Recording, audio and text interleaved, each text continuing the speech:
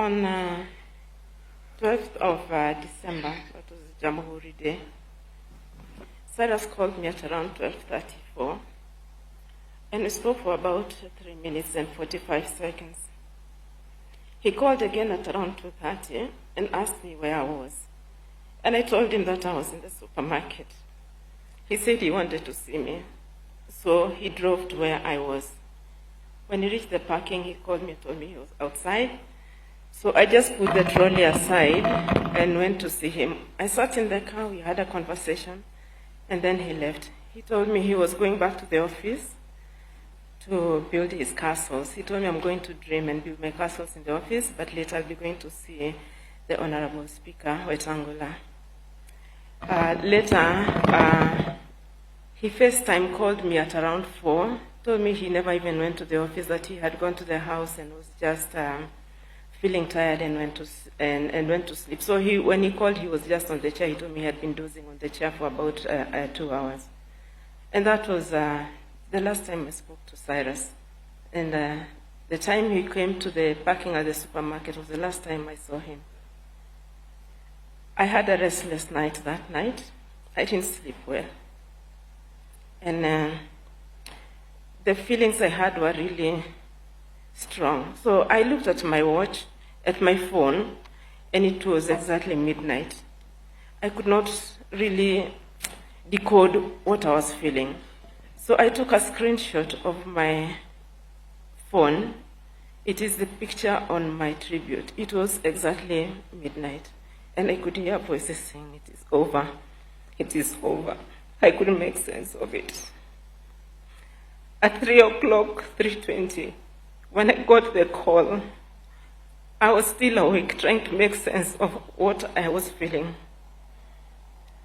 I saw his call, but when I picked, it was not him. Someone asked me if I knew the owner of the phone, and I told him, "Yeah, that's my husband." I asked where he is, if I could speak to him. But they told me that he's been involved in an accident, and he was unconscious but was being attended to by the doctors. I continued talking, but I immediately asked my daughter Sonia to accompany me, and we started driving towards Naivasha. I could also not make sense when I was told that the accident had occurred in Naivasha, because he had no plans of traveling. So at first I thought it was a prank, but then the officer identified herself and said she was Corporal Rhoda of Naivasha Police Station. So I drove and I went. I realized that it was going to be very heavy for me. I called Senator Kaniri, I called Mr. Kisia and Mr. Fred Amayo and asked them to accompany me to Naivasha. And I'm glad that even at that hour, at 3 a.m. in the morning, they woke up and they followed me alongside their spouses. And we kept going, we kept communicating. I also called his doctor, Martin Wanyoike, and put him on high alert. I told him Cyrus has been involved in an accident, kindly be on high alert. And he called back and even sent me a number for the air rescue. Finally, when I called the police officer, I told him the air rescue requires a landmark for them to land. That's when the commandant of Naivasha Police Station told me, "Mama, hii sasa sio rescue mission, mzee ametuacha." It was devastating. We stopped the car on the roadside and we just screamed and cried and cried. I informed Christine Nyokabi, I informed Kanini of what has happened. I also informed his siblings. And I called some of our children, Jake, Tim, and June. I told them to follow because things were really bad. I had also called Honorable Sudi.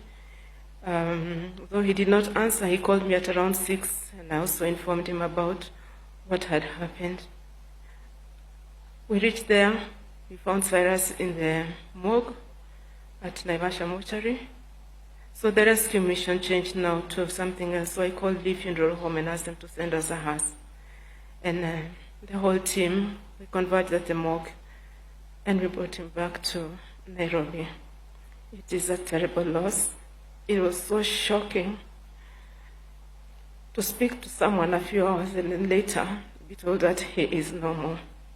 I pray for your prayers for the family.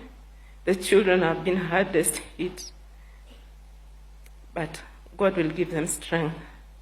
And I pray that all the children, let us be strong. Let us love one another. And let us continue with Dad's legacy. Dad was a fair man. He believed in equity, and he never discriminated against anyone. And I pray that God will give us the grace to continue that and to be fair to all the children and give them what they deserve. God bless us all. Thank you.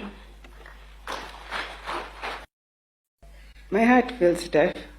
People are apologetic everywhere, but I don't understand why.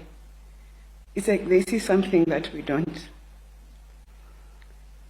We saw you at Lee a couple of times. You looked like you were sleeping. Sharon, Tim, and I, we sat with you.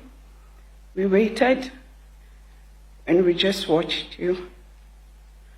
I'd like to go back to a time when we used to run after you after lunchtime so I can get a lift into town. I want to wake up early to find you before you go to work, sitting in the office, drinking black tea, so I can ask for 1K for the week. I want Auntie to tell me to stop wearing your socks. I want to say that I'm sorry where we disappointed you. We had so many things that we had wanted you to see. We wanted to show you what we could do on our own, so that you could see how far we could go. Can't accept that you won't see them, so we choose to believe that you will. That when these things happen, God will allow you to see. So don't forget about us. We'll wait for you. I know that you're probably busy with the new task that you've been given, and it's much better where you are than it is here. But please make time to visit us, at least on the important days. We'll wait for you every day until we die. I look forward to seeing you again. Until then, stay safe, Dad. Just one more component. To those who didn't know him, our father was a good man at heart. Like all men, he had his shortcomings. He was a man of extremes, extreme generosity, extreme compassion, and extreme grace for his children. And when things went wrong, sometimes they did go wrong in a big way. He was a man of high ideals and high expectations. As children, we looked up to him. As we grew older, we began to understand him. At times we questioned him, but overall we always deeply admired and consistently strove to make him proud.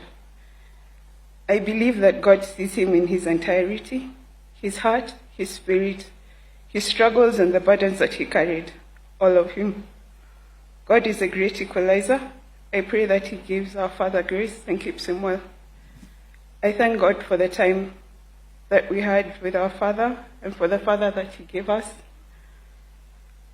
I want to thank my dad for everything that he did for us.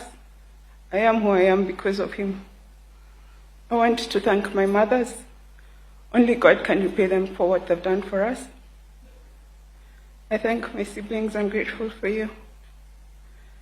Our extended family, his friends, and everyone who supported us, be blessed. Can you allow me to read the poem that Sally had written? So this is from Sally.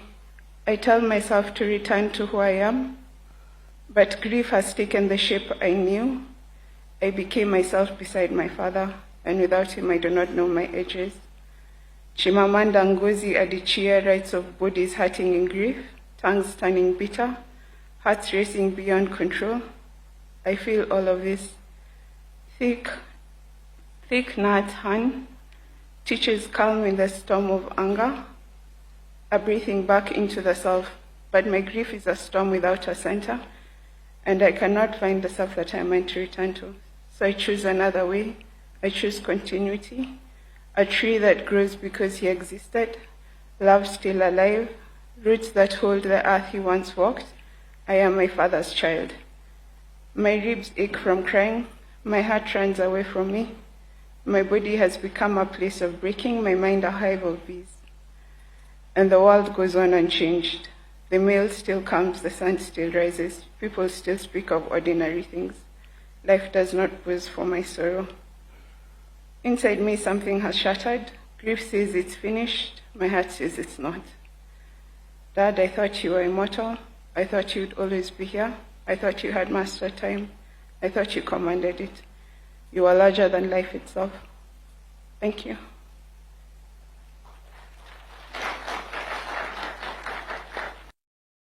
This is the Singapore President William Ruto says he wants to emulate: modern infrastructure, efficient transport networks, and towering skylines. A vision he believes Kenya can achieve to reach the level of developed nations such as Singapore and Malaysia. President Ruto says his administration is officially rolling out the National Infrastructure Fund this week.